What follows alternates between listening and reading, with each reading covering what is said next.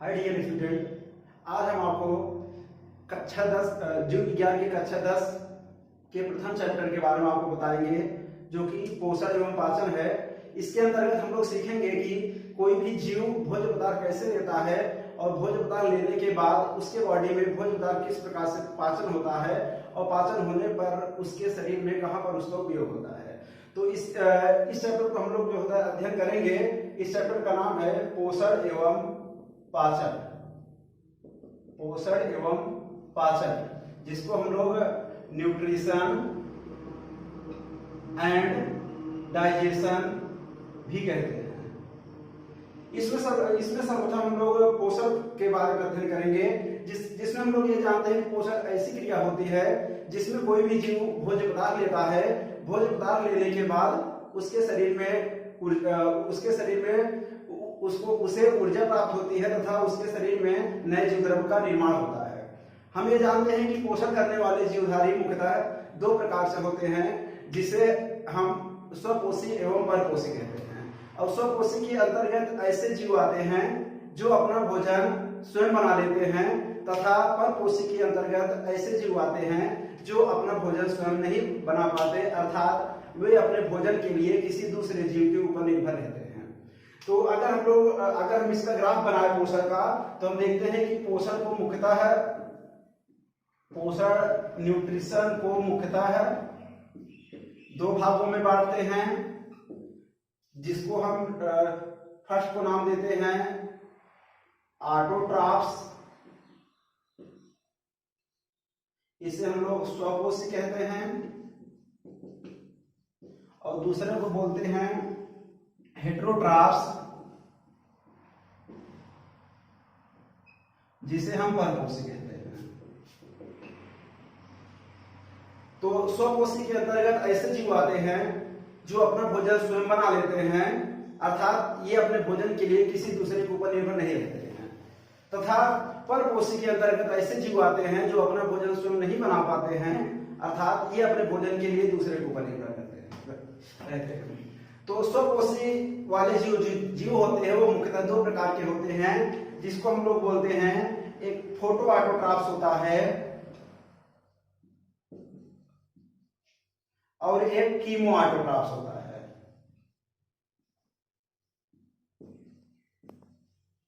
Photo autotrophs को हम लोग प्रकाश स्वपोषी के नाम से जानते हैं,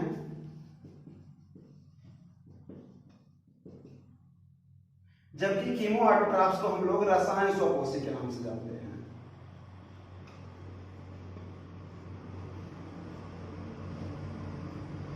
प्रकाश स्वपोषी के अंतर्गत ऐसे जीव आते हैं जो प्रकाश की उपस्थिति में अपना भोजन बनाते हैं, अर्थात इसमें मुख्यतः हरे पौधे आते हैं जो सूर्य के प्रकाश की उपस्थिति में अपना भोजन स्वयं बनाते हैं। जिसमें मुख्यतः अगर हम लोग प्रकाश स्वपोषी की रिएक्शन की बात करें, तो इसमें क्योंकि हम जानते हैं कोई भी जीव अगर अपना भोजन बनाता है तो उसको भोजन बनाने के लिए मुख्यतः चार पदार्थों की आवश्यकता होती है, जिसमें मुख्यतः कार्बन डाइऑक्साइड होता है, जल होता है, प्रकाश होता है और क्लोरोफिल होता है।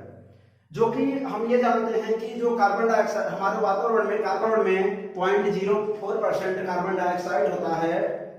तो ये जो पौधे प्रकाश स्वपोषी करते हैं वो सीधा कार्बन डाइऑक्साइड का उपयोग वातावरण से करते हैं।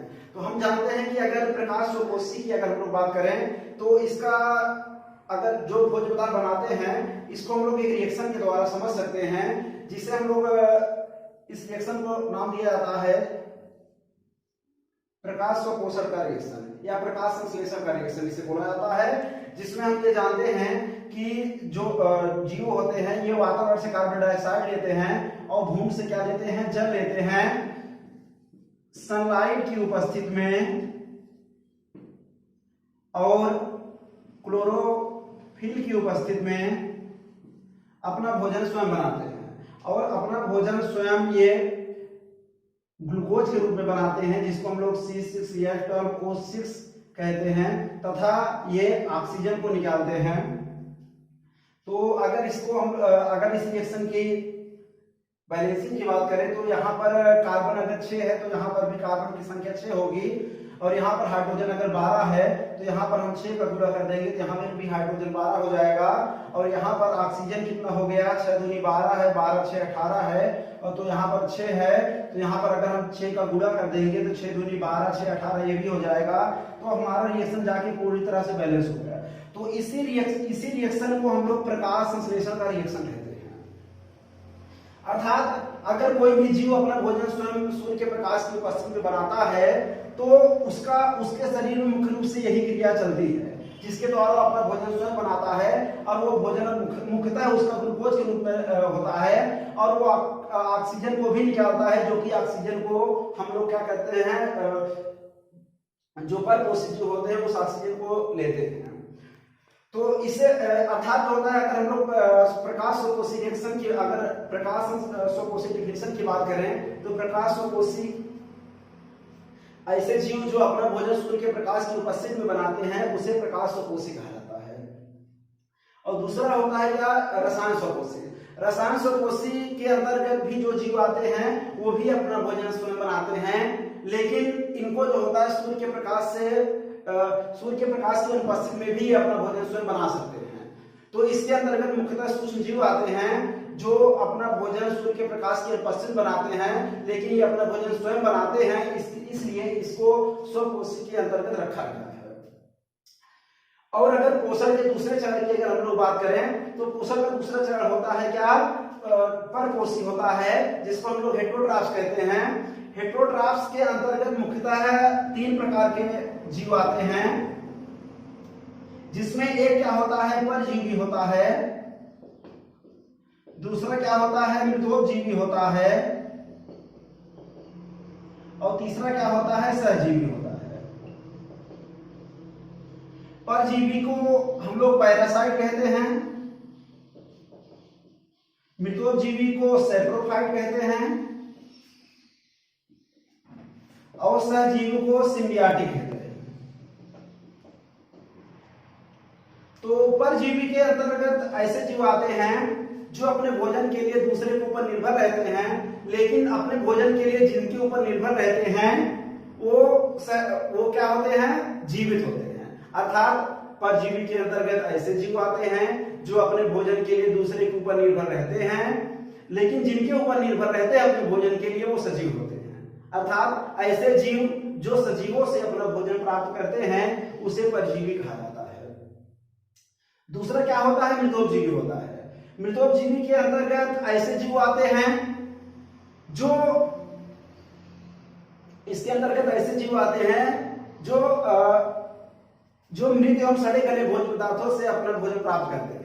अर्थात ये अपना भोजन, क्योंकि ये परपोषी के अंतर्गत आते हैं तो अपना भोजन बना नहीं पाएंगे, तो अपने भोजन के लिए मृत एवं सड़े गले पदार्थों के ऊपर निर्भर रहते हैं। तो ऐसे जीव को हम लोग मृतोपजीवी कहते हैं। और तीसरा क्या होता है, सहजीवी होता है। सहजीवी के अंतर्गत ऐसे जीव आते हैं जो अपने भोजन के लिए दूसरे के ऊपर निर्भर रहते हैं। सहजीवी के अंतर्गत ऐसे जीव आते हैं जो अपने भोजन के लिए दूसरे के ऊपर निर्भर रहते हैं, लेकिन ये अपने भोजन के लिए जिसके ऊपर निर्भर रहते हैं वो भी अपने भोजन के लिए इनके ऊपर निर्भर रहता है। अर्थात ये दोनों एक दूसरे के सहजीवी होते हैं। तो सहजीवी का मतलब यहाँ पर यह हुआ कि ऐसे जीव जो अपने भोजन के लिए दूसरे के ऊपर निर्भर रहें, लेकिन ये अपने भोजन के लिए जिनके ऊपर निर्भर रहेंगे वो भी अपने भोजन के लिए इनके ऊपर निर्भर रहेंगे। तो ऐसे जीव को ही हम लोग क्या बोलते हैं, सहजीवी बोलते हैं। स्वपोषी करने वाले जो जीव होते हैं उसमें मुख्यतः ग्रीन प्लांट आते हैं। अब यहाँ पर हम लोग स्ट्रक्चर के द्वारा देखेंगे कि हरे पौधे जो होते हैं वो भोजन किस प्रकार से अपना बनाते हैं और वो भोजन किस स्थान पर बनाते हैं। अर्थात हम लोग जो होता है अध्ययन करने जा रहे हैं अब पत्ती की संरचना के बारे में। किसका अध्ययन करेंगे, पत्ती की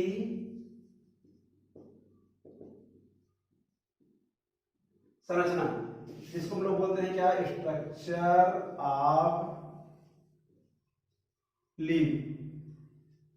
अगर हम लोग पत्ती की आंतरिक संरचना देखें तो पत्ती की आंतरिक संरचना में तो स्वकोशी वाले जो जीव होते हैं तो उसमें मुख्यतः हरे पौधे आते हैं। तो हरे पौधे में मुख्यतः जो उनकी पत्तियां होती हैं उन्हीं पत्तियों में प्रकाश संश्लेषण की क्रिया होती है। तो हम ये जानते हैं कि अगर पत्तियों को हम लोग देखें, अगर पत्तियों की नॉर्मली संरचना कर देखें तो पत्तियों की नॉर्मली संरचना में मुख्यतः 3 भाग होते हैं। पत्तियों की नॉर्मली संरचना में मुख्यतः 3 भाग होते हैं। एक तो वह भाग होता है जो पौधे की पत्तियां उसके शाखाओं से जुड़ी रहती हैं, जिसके द्वारा कोई पत्तियां उनकी शाखाओं जुड़ी रहती हैं, उन्हें हम बोलते हैं क्या, लीफ बेस। लीफ बेस पर्ण आधार उसे बोला जाता है। तथा उस लीफ बेस के आगे की तरफ एक पतला भाग निकला होता है जिसे हम लोग क्या बोलते हैं, पेटियोल कहते हैं। पेटियोल कहते हैं, इसे क्या बोला जाता है, पर्ण वृंत बोला जाता है। तथा उसके सामने जितने भी भाग चौड़ी पत्तियों के रूप में निकली होती हैं उन्हें क्या बोला जाता है,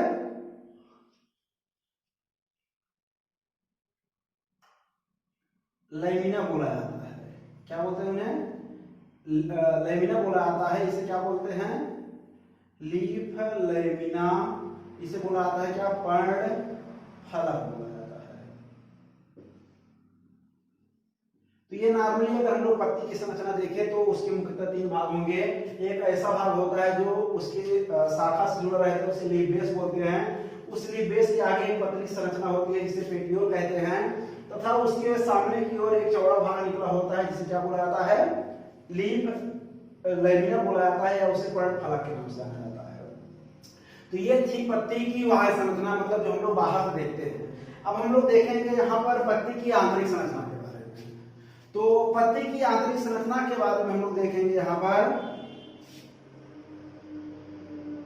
इंटरनल स्ट्रक्चर ऑफ लीफ। पत्ती की आंतरिक संरचना, structure of, internal structure of leaf, पत्ती की आंतरिक संरचना। तो अगर पत्ती की आंतरिक संरचना की अगर हम लोग बात करें तो पत्ती की आंतरिक संरचना में मुख्यतः 2 एपिडर्मिस होता है।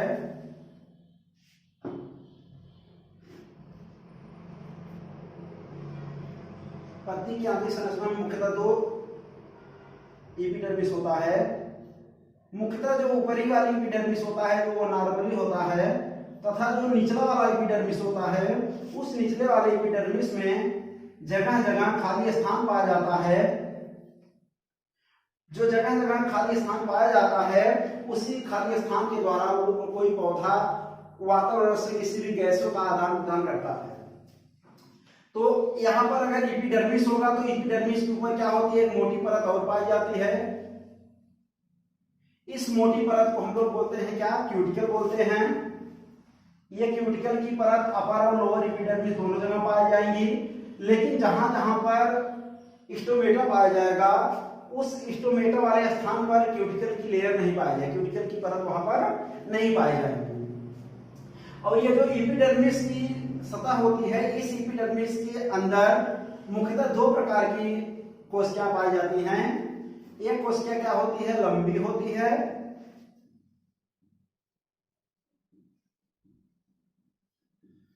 दूसरी कोशिका क्या होती है, गोली कोशिका होती है। एक लंबी कोशिका होती है, दूसरी कोशिका कैसी होती है, गोली कोशिका होती है। जो लंबी कोशिका होती है उनके बीच में अंतराकोशिकीय स्थान बहुत कम होता है या तो ना के बराबर होता है, जबकि जो गोली कोशिका होती है उसमें बहुत बड़े बड़े अंतराकोशिकीय स्थान पाए जाते हैं। तो इन्हीं के इन दोनों कोशिकाओं, ये जो कोशिकाएं पाई जाती हैं एपिडर्मिस के बीच में, इनके मध्य में इनके वेस्कुलर बंडल भी पाए जाते हैं। अगर हम लोग वेस्कुलर बंडल की बात करें तो इनका वेस्कुलर बंडल एक कोशिका के द्वारा घिरा रहता है। इस कोशिका को हम लोग बोलते हैं क्या, बंडल शीथ बोलते हैं। इस बंडल शीथ के अंदर ही क्या पाई जाती हैं, इनकी कोशिकाएं पाई जाती हैं। क्योंकि हम जानते हैं कि जो बंडल शीथ जो वेस्कुलर बंडल होता है वो वेस्कुलर बंडल क्या करती हैं, मुख्य रूप से किसी पौधे में पदार्थों को एक स्थान से दूसरे स्थान तक ले जाती हैं। तो हम जानते हैं कोई पौधे में जो स्थानांतरण होता है पदार्थों का वो मुख्यतः 2 पदार्थों का होता है, एक जल का स्थानांतरण होता है और एक किसका होता है, भोज्य पदार्थों का होता है। तो इसी के आधार पर हम लोग जो ये वेस्कुलर बंडल होता है, इस वेस्कुलर बंडल को मुख्यतः दो भागों में बांट देते हैं। एक का नाम जाइलम देते हैं और एक का नाम क्या देते हैं, फ्लोएम नाम देते हैं। जिसमें एक जाइलम जो होता है वो क्या करता है, किसी भी पौधों में भोज्य पदार्थों को जो स्थानांतरित एक स्थान दूसरे स्थान तक करता है वो फ्लोएम करता है। और अगर जल का परिवहन अगर पौधे के एक स्थान से दूसरे स्थान तक होता है तो किसके द्वारा होता है, जाइलम के द्वारा होता है। तो हम ये जानते हैं कोई पौधा अगर जल को लेगा, जल को कहां से लेगा, वो जड़ों के द्वारा, जड़ों के माध्यम से लेगा। अगर जड़ों के माध्यम से लेगा तो लेकिन वहां पर उसका उपयोग नहीं है, उसका उपयोग कहां पर है, पत्तियों में है। अगर पत्तियों में है तो इसका मतलब जड़ों के द्वारा अवशोषित होने के बाद उसको कहां पर जाना पड़ेगा, पत्तियों के पास जाना पड़ेगा। तो पत्तियों तक जाने के लिए जो माध्यम है उसका, वही माध्यम को हम लोग बोलते हैं क्या, जाइलम से बोला जाता है। जैसे ही जाइलम के द्वारा वो वाटर के मॉलिक्यूल जल के और जैसे ही कहां पर पहुंचते हैं, पत्तियों पर जैसे ही पहुंचते हैं, पत्तियों पर पहुंचने के बाद तुरंत वहां पर प्रकाश संश्लेषण वाली क्रिया होती है। और प्रकाश संश्लेषण की क्रिया होने के बाद वहां पर क्या बनता है, भोज्य पदार्थ बनेगा। जब वहां पर भोज्य पदार्थ बनेगा तो भोज्य पदार्थ के बनने के बाद, अब क्योंकि पत्तियों भोज्य पदार्थ बनता है तो ये पत्तियों में ही उसका उपयोग नहीं है, उसका उपयोग पौधे के सभी भागों में होता है, चाहे वो उनका शाखा हो, चाहे उनका तना हो, चाहे उनकी क्या हो, जड़े हो, तो उनका उपयोग सभी जगह होगा। तो इसका मतलब कोई ना कोई माध्यम होना चाहिए जो पौधों की पत्तियों में बने हुए भोज्य पदार्थों को कहां तक पहुंचा दे, उनके तनों और जड़ों तक पहुंचा दे। तो वही जो माध्यम होता है वही कौन है, फ्लोएम है। तो अर्थात हम बता सकते हैं कि फ्लोएम एक ऐसा माध्यम होता है कि जब पत्तियों में भोज्य पदार्थ बन जाता है, पत्तियों में बने हुए भोज्य पदार्थों को जिसके द्वारा उनके तनों और जड़ों के पास पहुंचाया जाता है उसे लोग क्या बोलते हैं, फ्लोएम बोलते हैं। और जो जल का परिवहन जिसके द्वारा होता है उसे क्या बोला जाता है, जाइलम का नाम दिया जाता है। तो ये मुख्य रूप से क्या होती है, पत्ती की आंतरिक संरचना होती है। तो पत्ती की आंतरिक संरचना में दो एपिडर्मिस होता है, एक ऊपर एपिडर्मिस होता है, नीचे एपिडर्मिस होता है। ऊपर एपिडर्मिस को अपर एपिडर्मिस बोलते हैं, निचले वाले एपिडर्मिस क्या बोलेंगे, लोअर एपिडर्मिस बोलेंगे। और अपर एपिडर्मिस के ऊपर जो लेयर चढ़ी होगी, जो लेयर पाई जाएगी उसे क्या बोलेंगे, अपर क्यूटिकल का नाम दे देंगे। और जो लोअर एपिडर्मिस के निचले वाले सतह पर पाई जाएगी उसका नाम क्या दे देंगे, लोअर एपिडर्मिस और लोअर क्यूटिकल का नाम दे देंगे उसको हम लोग। लेकिन इस एपिडर्मिस के बीच में कोशिकाएं पाई जाएंगी, उन कोशिकाओं का नाम हम लोग क्या बोलेंगे, उसको नाम जो होता है बोलते हैं मेसोफिल सेल। क्या नाम बोलते हैं उसको, मेसोफिल सेल। और यहाँ पर जो ये मेसोफिल कोशिकाएं इसके अंतर्गत पाई जाएगी, वो मेसोफिल कोशिकाएं मुख्यतः कितने रूप में पाई जाती है, मुख्यतः पत्तियों में दो रूप में पाई जाती है ना। ये द्विबीजपत्री की आंतरिक संरचना के बारे में मुख्य रूप से है। अगर डाइकार्टिलेडन हम लोग प्लांट की बात करें तो डाइकार्टिलेडन प्लांट की आंतरिक संरचना में मुख्यतः दो प्रकार की कोशिकाएं हैं, जिसको हम लोग एक लंबी कोशिका होती है, गोली कोशिका होती है। जो लंबी कोशिका होती है उस लंबी कोशिका को हम लोग नाम क्या देते हैं, पॉलीसेड पैरेन्काइमा। क्या नाम देते हैं, पॉलीसेड पैरेन्काइमा बोलते हैं। और यहाँ पर इसके अंतर्गत जो गोली कोशिकाएं पाई जाती हैं, इन गोली कोशिकाओं को हम लोग क्या नाम देते हैं, स्पंजी पैरेन्काइमा नाम देते हैं। अब जो पॉलीसेड पैरेन्काइमा होती है, लंबी कोशिका होती हैं, इनके बीच में अंतरा कोशिका स्थान बहुत कम होता है या तो ना के बराबर होता है।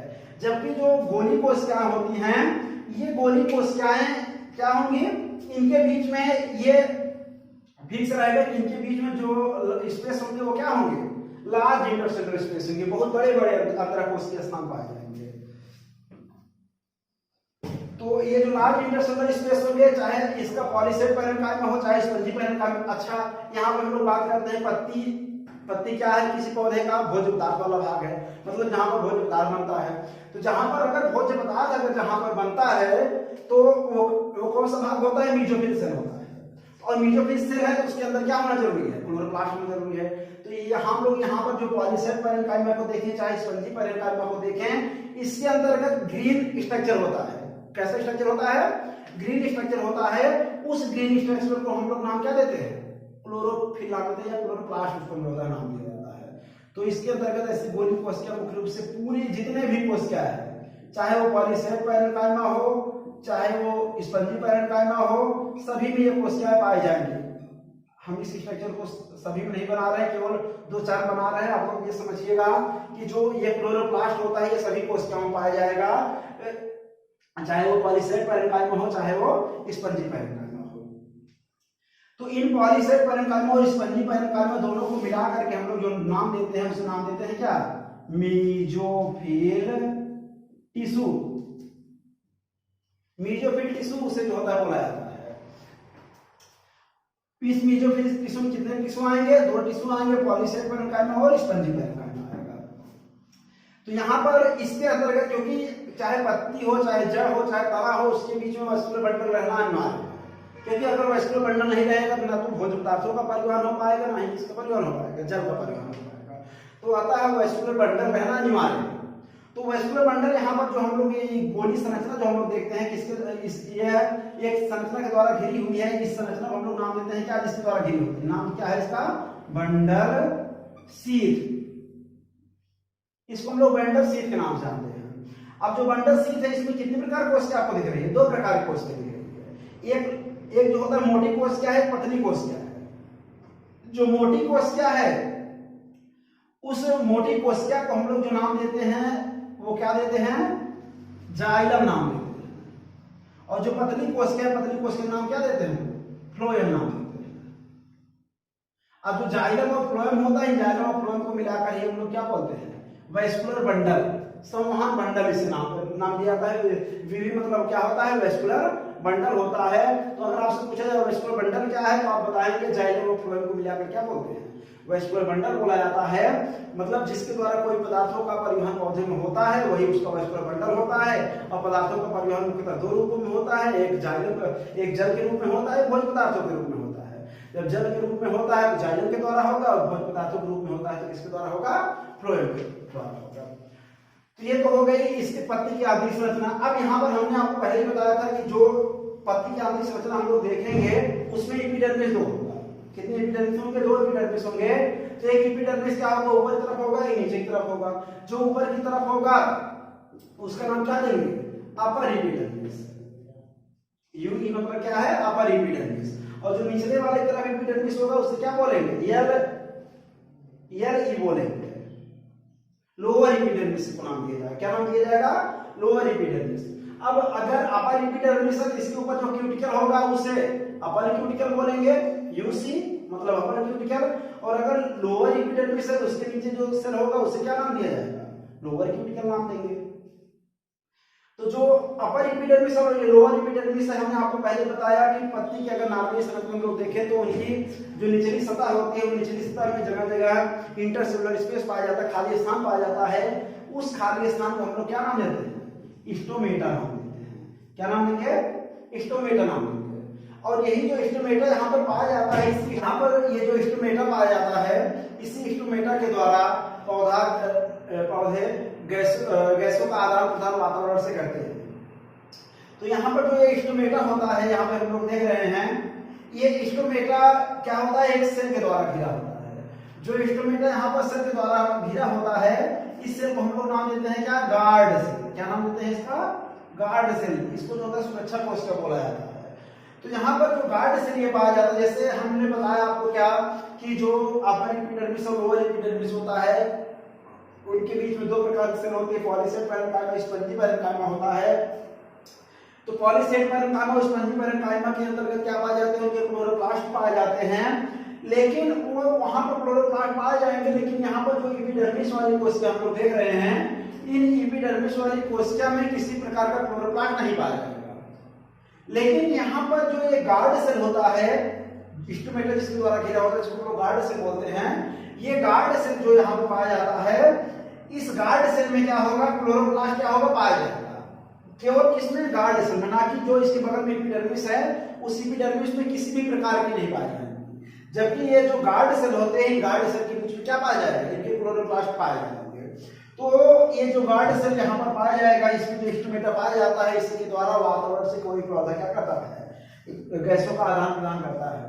तो डियर स्टूडेंट, आज हमने ये देखा यहाँ पर कि ये पत्ती की आंतरिक संरचना, कोई पौधा जो होता है, अगर द्विबीजपत्री पौधा है तो उसकी आंतरिक संरचना किस प्रकार से होती है, उस आंतरिक संरचना में हम लोग किस प्रकार से जो होता है देखते हैं, क्या क्या कोशिकाएं उसमें पाई जाती हैं, और जो कोशिकाएं उसमें पाई जाती हैं वो किस प्रकार से जो होता है भोज्य पदार्थ बनाते हैं, और भोज्य पदार्थ बनाने के द्वारा उसमें किस स्थान पर प्रकाश संश्लेषण की क्रिया होती है, और किस प्रकार से उसमें पदार्थों का आदान प्रदान होता है, किस प्रकार से कोई पौधा भोज्य पदार्थ बनाता है, भोज्य पदार्थ को किसके द्वारा एक स्थान दूसरे स्थान तक स्थानांतरित करता है, तो फ्लोएम होता है। और जाइलम जो होता है वो इसी के द्वारा जल का परिवहन पौधे के जड़ों से, पौधे के द्वारा जल का परिवहन जो होता है जड़ों के माध्यम से, जड़ों के द्वारा जाइलम के द्वारा, जड़ों से जाइलम के द्वारा जल का परिवहन पौधे की पत्तियों तक होता है, जिसके द्वारा भोज्य पदार्थ बनता है। भोज्य पदार्थ बनने के बाद वो भोज्य पदार्थों का परिवहन फ्लोएम के द्वारा पौधे के कहाँ तक होता है, उनके तनों और जड़ों तक होता है। तो ये इस प्रकार से लोग जो होता है देखते हैं, ये पत्ती की आंतरिक संरचना। तो डियर स्टूडेंट, ये तो था हम पत्ती की आंतरिक संरचना। तो अगर इसके आप आगे की जानकारी अगर आपको लेना है तो हमारे चैनल को सब्सक्राइब करिए। तो आने वाली वीडियो आपके पास जो होता है जल्दी अपलोड होंगी, तो आप आने वाली वीडियो आपके पास जो होता है जल्दी पहुंच जाएंगी। तो इसके लिए हमारे चैनल को क्या आप लोग क्या करिए, सब्सक्राइब कर दें।